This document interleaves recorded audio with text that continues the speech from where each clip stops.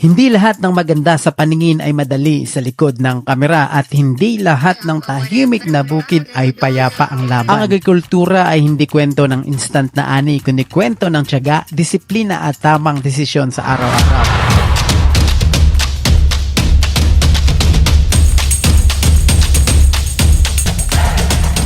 Good morning mga ka-agri at andito tayo ngayon sa ating Talungan farm na halos 1 month old pa lang galing pag-transplant. Makikita nyo na aktibo ang buong team at may naglalambong, may nag-aararo at may mga planters na sabay-sabay na nagtutulungan para ihanda ang lupa. Sa unang tingin masarap panoorin ang linis, ang ayos, ang saya ng bawat galaw. Pero gusto kong ipaalam sa inyo na sa bawat maayos na taniman may mga hamon na kailangang tutukan araw-araw. Kaya dito full force kami lagi, walang iwanan, walang kanya-kanya at dahil ang agrikultura naniniwala kami na ito ay team effort. Ang ginagawa namin ngayon ay bahagi ng diversified farming strategy natin dito sa ating farm habang naghihintay natin lumago ang mga high-valued fruit-bearing crops para sa long-term investment. Tuloy-tuloy naman ang investment sa farming para sa short-term cash flow. May dahilan kung bakit ganito ang structure ng ating farm. Sa long-term side, nagtanim kami ng premium variety ng mga durian kagaya ng Musang King na kilala sa international market bilang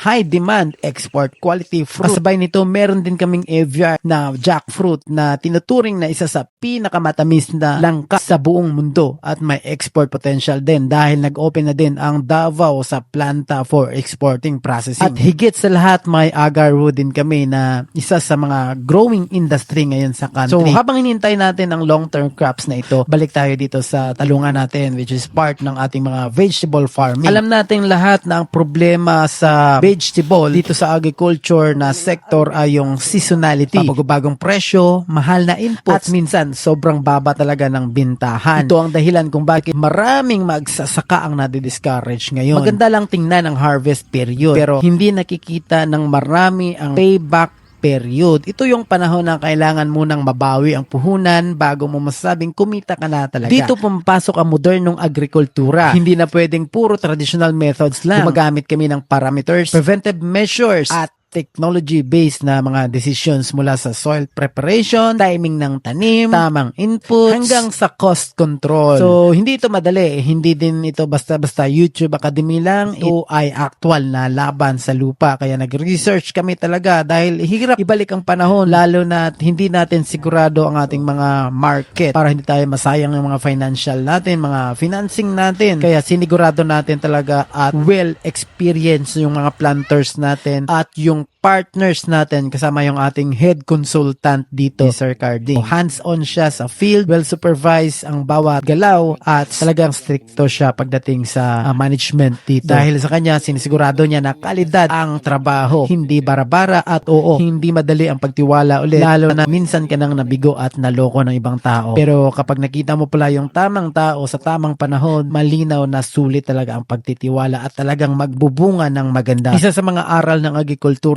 na hindi lang lupa ang pinipili mo, kundi dapat yung magiging partner mo, yung magiging tao mo, kasama mo, katiwala mo, kasabay mo ng mindset sa tamang perspective, tamang advocacy. Isa pang malaking problema sa sektor ng agriculture ay ang paglayo ng mga kabataan sa larangan ng agrikultura. Marami kasing matatanda na magsasaka na ayaw nang ipamana ang sakahan sa kanilang mga anak dahil nakikita nila ng hirap ng pinagdaanan nila. Kaya ang cycle na uulit, umaalis ang kabataan, tumatanda ang mga magsasaka at unti-unting nawawala ang interes sa pagsasaka. At ang mas masakit, minsan tinuturuan pa ng mga anak ang magulang kung paano iiwan ang bukid. Ito ang gusto naming baguhin ngayon sa part ng aming advocacy na sa pamamagitan ng modern, diversified at technology-driven farming, gusto naming ipakita ng agrikultura ay hindi na lang pawis at swerte. Ito ay negosyo, ito ay career at advocacy. Pwede siyang planuhin, pwedeng sukatin at pwedeng palaguin. Depende yan sa goal mo at motivations at consistency of course.